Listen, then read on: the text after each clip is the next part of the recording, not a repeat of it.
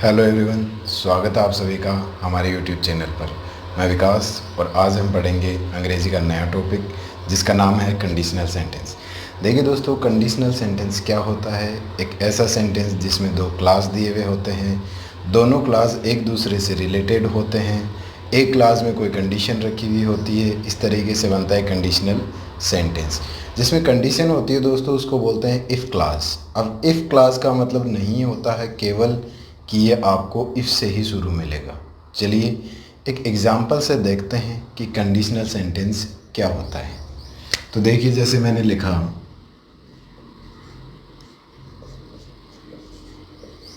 If you study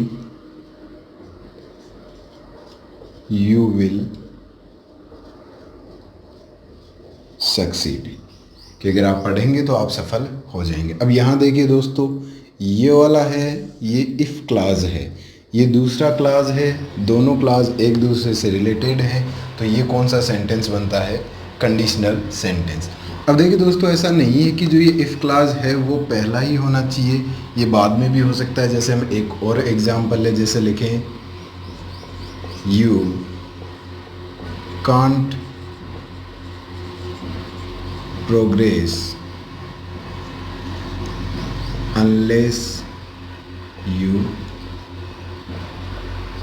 study, कि जब तक आप पढ़ेंगे नहीं तब तक आप प्रोग्रेस नहीं करेंगे। तो ये देखिए, इसमें ये वाला क्या है?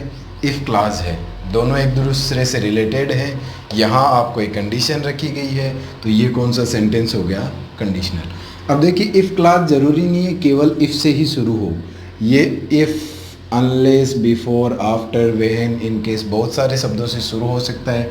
तो यहाँ यूँ समझ लीजिए कि इफ़ क्लास में केवल इफ़ नहीं, कौन कौन से शब्द आ सकते हैं?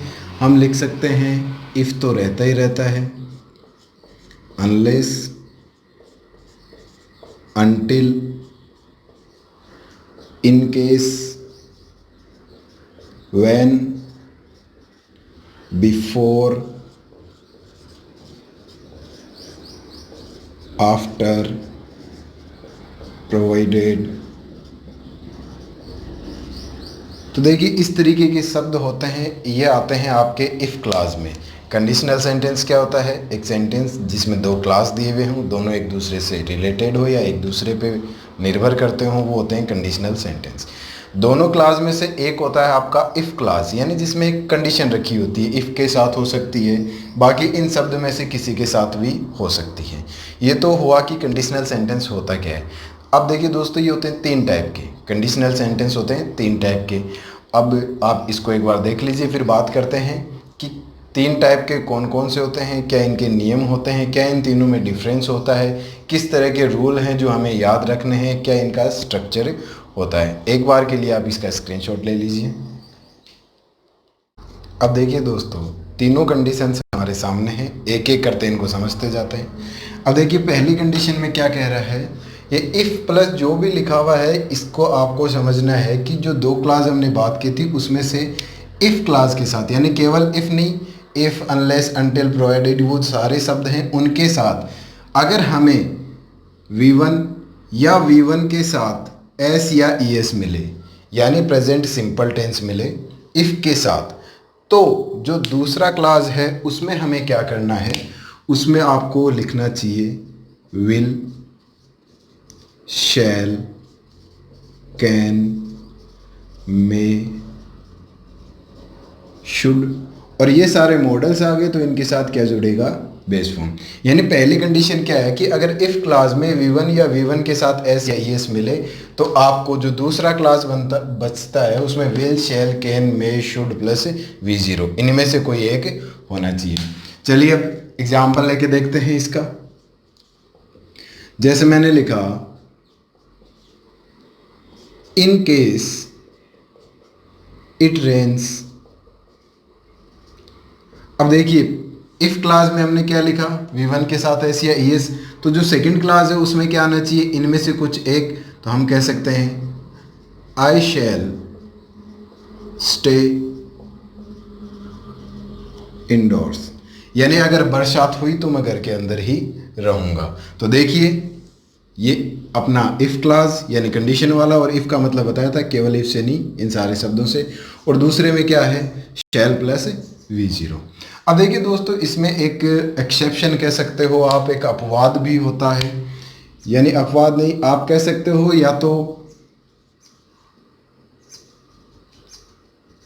साइंटिफिक या जनरल ट्रुथ, या तो साइंटिफिक या जनरल ट्रुथ। ऐसी कंडीशन आए तब आपको क्या करना है, तब आपको इफ़ क्लास में कुछ भी दिया हुआ हो इसी तरीके से मिलेगा, आपको शैल वगैरह कुछ नहीं लगाना है, जनरल नॉर्मल चीज़। देखते हैं, एक एग्जांपल लेते हैं। जैसे हम कहते हैं कि गर्मी जब बढ़ती है या गर्मी के दिनों में या जब गर्मी होती है तब चीज़ें फैलती है, थिंग्स एक्सपेंड। तो अगर हम इसको कंडीशनल सेंटेंस के साथ लिखें तो हमने जैसे लिखा इफ़ इट इज़ हॉट, ये हमारा हो गया इफ़ क्लास। लेकिन आगे हमें फिर विल शैल कैन में कुछ नहीं लगाना है, सीधा लिखना है क्या, थिंग्स एक्सपेंड। ये कब हो, केवल साइंटिफिक या जनरल ट्रूथ की बात हो तब। तो ये चीज़ भी आपको ध्यान रखनी है। नेक्स्ट देखिए, अगली कंडीशन है हमारी इफ़ के साथ, यानी इफ़ क्लास में क्या दिया हुआ हो, वर्ब की सेकंड फॉर्म यानी पास्ट सिंपल वाली फॉर्म दी हुई हो। तब क्या होगा, अगर ऐसा दिया हुआ है तो आपको जो दूसरा क्लास है उसमें लिखना होगा वुड, शुड, कुड, माइट, और ये सारे फिर से मॉडल्स है तो इनके साथ क्या आना चाहिए, बेस फॉर्म। एग्जाम्पल लेते हैं, देखिए जैसे हमने लिखा he could learn English if. अब देखिए इसमें कंडीशनल सेंटेंस क्या है, हमने यानी जो इफ क्लास वाला है वो बाद में लिखा है, इफ ही प्रैक्टिस्ड। तो ये तो हमने बात की थी कि जरूरी नहीं है जो कंडीशन या इफ क्लास वाला हो वो पहले आए, वो बाद में भी आ सकता है। He could learn English if he could, if he practised. If के साथ हमने क्या लिखा है, सेकेंड फॉर्म। तो यहाँ क्या आना चाहिए, यहाँ देखिए कुड के साथ V0 आ रखा है, ये हमारा सही सेंटेंस है। तो ये हुई हमारी सेकंड कंडीशन। इसको क्या कहते हैं, इसे इमेजिनरी कंडीशन भी कहते हैं। अब देखिए दोस्तों, इसी में आपको एक और चीज़ याद रखनी है, इफ़ और इसके साथ आता है वर। उस सिचुएशन में क्या करना है, इफ़ प्लस वर दिया हुआ है तो आगे आपको क्या जोड़ना है, केवल वुड प्लस V0। यानी इफ़ प्लस वर दिया हुआ हो तो आगे क्या जोड़ना है, वुड प्लस V0। जैसे हम कहते हैं ना, अगर मैं ये होता, अगर मैं वो होता, अगर मैं प्लेयर होता, if I were A player. तो आपका जो भी फेवरेट गेम है आप वो खेलते, आई वुड प्ले क्रिकेट। अगर मैं प्लेयर होता, खिलाड़ी होता तो मैं क्रिकेट खेलता। ये कंडीशन भी आप ध्यान में रखिएगा, इफ़ के साथ वर। अब देखिए आई आया है, वॉज क्यों नहीं आया, ये आपको बिल्कुल नहीं करना है, ऐसी गलती बिल्कुल नहीं करनी है। कंडीशनल सेंटेंस है, इफ़ और वर वाला नियम लगता है, तो इस तरीके से याद रखना है। सर आई के साथ वर सिंगुलर प्लूरल, यहाँ वो नियम है, नहीं लगेगा कि सिंगुलर है तो वॉज, प्लूरल है तो वर, वैसा कुछ नहीं करना है। तो ये दोनों चीज़ें भी आपको बिल्कुल अच्छे से समझ में आई होगी। अब देखिए बात करते हैं तीसरे की। तीसरी कंडीशन है इफ़, यानी इफ़ क्लास में हेड के साथ V3। इफ़ क्लास में हेड के साथ आपको अगर क्या मिले, V3 मिले, तो आपको किस में चेंज करना है, would, should, could,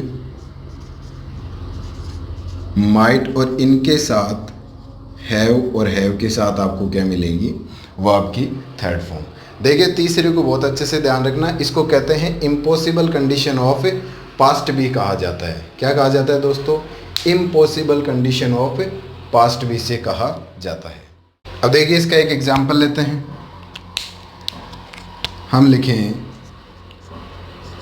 if he had joined us 2 weeks earlier he could have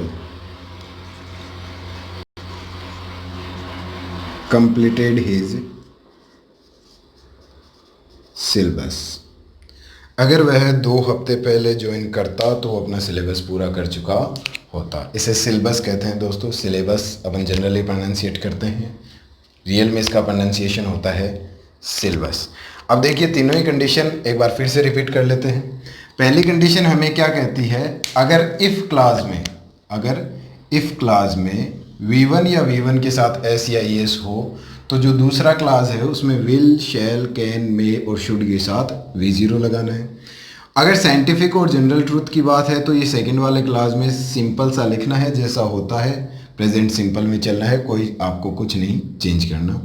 second condition क्या कहती है, अगर इफ़ क्लास में आपके पास सेकंड फॉर्म है तो वुड, शुड, कुड, माइट और इसके साथ आपको क्या लगाना है, V0।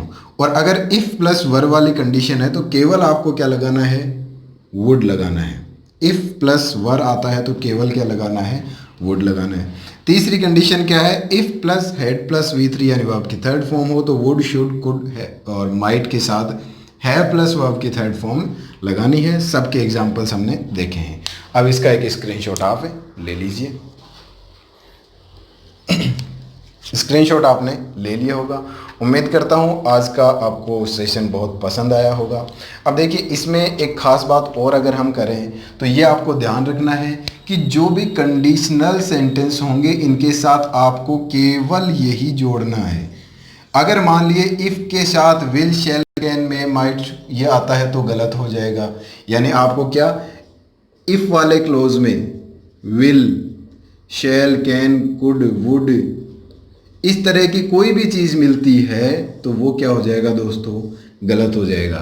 यानी इफ़ के साथ आपको क्या मिल सकता है, यानी कंडीशनल सेंटेंस में जो इफ़ क्लास है उसके साथ आपको क्या मिल सकता है, या तो V1 या V1 के साथ S या ES या V2 या फिर हेड प्लस V3। यानी इफ़ के साथ विल, वुड ये तरीके का कुछ भी मिले, शैल, शुड, कैन, मे, माइट, तो वो सब क्या होगा, गलत होगा। उम्मीद है आज का सेशन बहुत ही हेल्पफुल रहेगा और उम्मीद करता हूँ आपने बहुत अच्छे से इसे सीखा होगा। तो वीडियो देखने के लिए आपका बहुत बहुत धन्यवाद। Thank you very much. मिलते हैं अगले वीडियो में एक नई चीज़ के साथ।